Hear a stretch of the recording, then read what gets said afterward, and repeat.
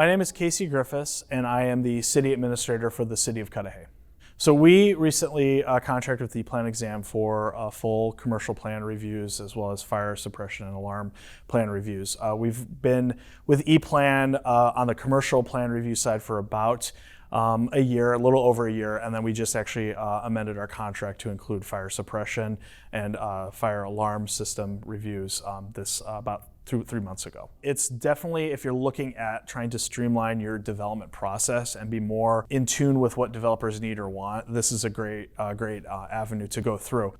It takes a lot of things off of the plate of the municipality. It also allows for, again, projects to be streamlined much quicker, much faster. So to differentiate yourself from, community maybe that doesn't have the delegated authority, this just bodes very, very well for you to say, hey, this is a leg up we have compared to other communities.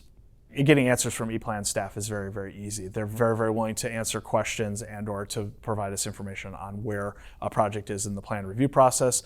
We get a notification when a plan is submitted, and then we're notified of when the plan has been approved. So that allows us to then communicate with the contractor to then allow the building permit to be issued.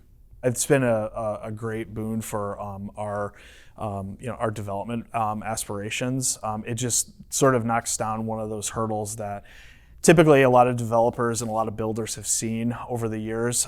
It's sort of, I would say, enhanced. While we understand you need to still have plans reviewed and plans have to be met with certain specifications and be tied to building codes and and state requirements, having this has sort of eliminated that red tape a little bit more and has allowed us to be more nimble and more focused on meeting the needs of our development community while still also maintaining the city's regulatory authority to make sure that buildings are built safe and correctly.